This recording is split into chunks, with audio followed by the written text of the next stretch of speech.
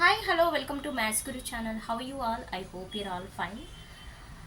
ఏం లేదండి, ఈ వీడియోలో జస్ట్ నేను మ్యాథ్స్ క్విజ్ అందులో ఉన్న రౌండ్స్ గురించి డిస్కస్ చేస్తున్నాను. ఆగండి, స్కిప్ చేయకండి. మ్యాథ్స్ క్విజే కదా, ఏముంది అని స్కిప్ చేస్తూ అనుకుంటున్నాను. స్కిప్ చేస్తారేమో, స్కిప్ చేయకండి, పూర్తిగా వినండి. సో రీసెంట్గా మేము మ్యాథ్స్ క్విజ్ కండక్ట్ చేశాము on the occasion of birthday of Srinivas Ramanujan. So he is a great mathematician. So maths quiz conduct చేసాం, అంతా బాగుంది. ఏంటి స్పెషల్ ఇంతగా చెప్తున్నారు కదా, ఒక వీడియో చేస్తున్నారు అందులో ఉన్న రౌండ్స్ గురించి. ఏంటి స్పెషల్ అంటే, అవునండి చాలా స్పెషలే. యాక్చువల్గా లాస్ట్ ఇయర్ అయితే నేను ఓన్గా రౌండ్స్ ఇవి అనుకొని ఇవి కండక్ట్ చేశాను. కానీ ఈసారి మాత్రం సెంట్రల్ ఆఫీస్ నుంచి ఇలాంటి రౌండ్స్ పెట్టాలి అని వాళ్ళే ఒక బ్లూ ప్రింట్ పంపించారనమాట. సో మనకైతే క్వశ్చన్ పేపర్ ఎలాగా ఉంటుంది అనే బ్లూ ప్రింట్ మనకు ఉంటుందో సేమ్ అలాగే ఇక్కడ ఒక బ్లూ ప్రింట్ పంపిస్తారు. అందులో 4 రౌండ్స్ మెన్షన్ చేశారు, నేమ్ ఆఫ్ ద రౌండ్స్. నాకు అందులో చాలా చాలా బాగా నచ్చిన రౌండ్ ఏంటంటే, first round, that is on any letter if you give means they will tell the maths terminology.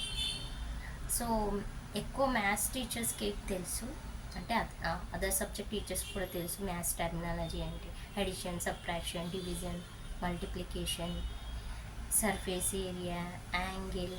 So these all words will come as a maths terminology. We can call it as maths terminology. So ఆ words చెప్పాలన్నమాట పిల్లలు. So ఇది first round. Maths ఏదైనా ఒక letter ఇస్తామో ఆ letter పైన any 3 maths terminology words చెప్పాలన్నమాట. Suppose మనం ఏ ఇచ్చామనుకోండి, లెటర్ ఏ ఇచ్చాము. సో లెటర్ ఏ ఇస్తే ఆ లెటర్ ఏ పైన మ్యాథ్స్ టర్మినాలజీ వర్డ్స్ ఎనీ 3 చెప్పాలన్నమాట. ఇంకా ఎక్కువ చెప్పినా ప్రాబ్లం లేదు.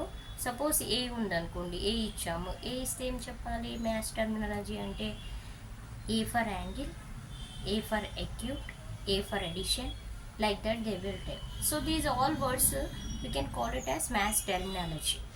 ఓకే, ఓన్లీ మ్యాథ్స్ టర్మినాలజీ వర్డ్సే చెప్పాలన్నమాట. సపోజ్ బి లెటర్ ఇచ్చామనుకోండి, బి పైన వాళ్ళు ఏం చెప్పాలి, బేస్. ఓకే, నెక్స్ట్ బి పైన ఇంకా వచ్చే వర్డ్స్ ఏముంటాయో అవి చెప్పాలి. సో సపోజ్ ఏం ఇచ్చామనుకోండి, మ్యాథ్స్ టర్మినాలజీ ఏం చెప్పాలి, మీన్, మీడియన్, ఓకే ఇలా చెప్పాలి. మోడ్, సెంఫర్, సో అలా చెప్పాలి. సపోజ్ జెడ్ ఇచ్చామనుకోండి, జీరో.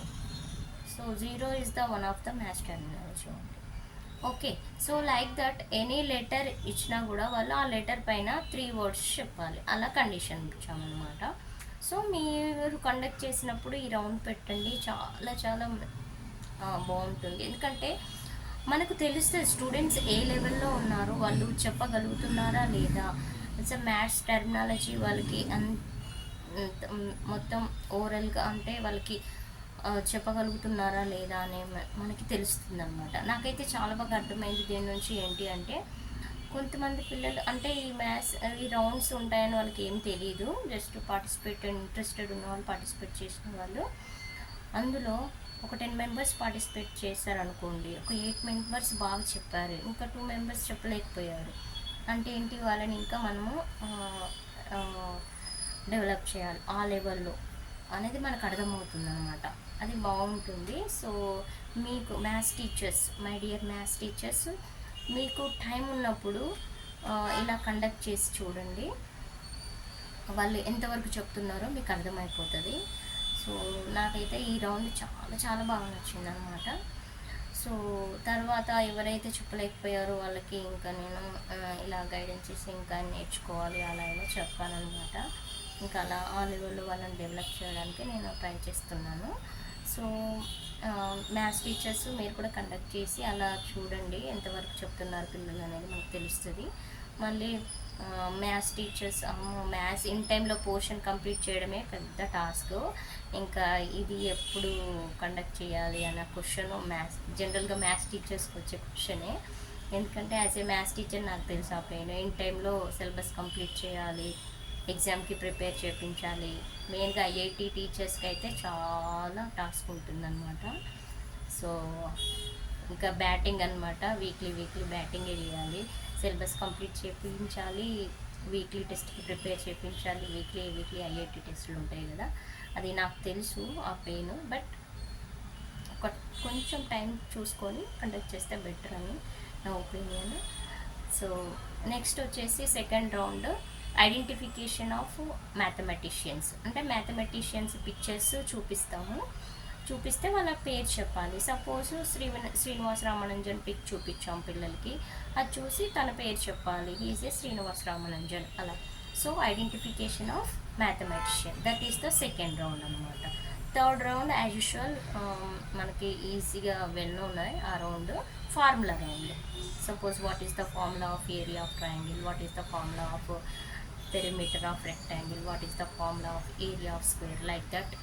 సో ఫార్ములా రౌండ్ ఈజీగానే ఉంటుంది పిల్లలకి, ఎలా ఎందుకంటే ఎక్కువ ఫార్ములాస్ యూజ్ చేస్తూనే ఉంటారు కాబట్టి. నెక్స్ట్ వచ్చేసి ఫోర్త్ రౌండ్ కూడా కొంచెం ఇంట్రెస్టింగ్ రౌండే. ఏంటంటే వాళ్ళ maths text book, suppose 6th to 10th level students తీసుకుంటే వాళ్ళ మ్యాథ్స్ టెక్స్ట్ బుక్లో index page all name of the chapters ఉంటుంది కదా. ఇండెక్స్ పేజీ అంటే వాళ్ళకి ఎంతవరకు ఐక్యూ లెవెల్, అంటే ఎంతవరకు వాళ్ళు చాప్టర్స్ నేమ్స్ అన్నీ గుర్తుపెట్టుకుంటున్నారు ఓవరాల్గా అనేది ఒక any 5 or any 10 chapters names చెప్పమనండి, నాన్ స్టాప్గా చెప్పమనండి. అప్పుడు ఎంతమంది స్టూడెంట్స్ చెప్పగలుగుతున్నారు, ఎంతమంది స్టూడెంట్స్ చెప్పలేకపోతున్నారు అది మనకు తెలుస్తుంది అన్నమాట. So not only reading, practising, writing exams normally అలా కాకుండా ఇలా కొంత డిఫరెంట్గా కూడా ట్రై చేసి చూడండి. అంటే పిల్లలకి ఎంతవరకు గుర్తుంటున్నాయి నేమ్ ఆఫ్ ద చాప్టర్స్, ఎంతవరకు గుర్తుండట్లేదు మనకు తెలుస్తుంది అనమాట. సో మనం అలా తెలుసుకొని ఇంకా వాళ్ళ పిల్లల్ని ఆ లెవెల్లో ఎక్కడైతే వాళ్ళు ల్యాగింగ్ ఉన్నారో అది మనం డెవలప్ చేయవచ్చు పిల్లల్లో. అది అనమాట నేను ఈ వీడియోలో చెప్పేది. ఓకే అండి, నాకు చాలా ఇంట్రెస్టింగ్, అంటే అంటే కొత్తది నేర్చుకున్నాను అంటే మ్యాథ్స్ క్విజ్ ద్వారా. ఇది మ్యాథ్స్ టెర్మినాలజీ చెప్పడము, మ్యాథ్స్ చాప్టర్స్ నేమ్స్ నాన్ స్టాప్గా చెప్పడము. సో అది కొత్తది నేర్చుకున్నాను ఈ ఇయర్ మ్యాథ్స్ క్విజ్లో. Okay, thanks for watching. If you like my video, please like, share, comment and don't forget to subscribe my channel. Thank you.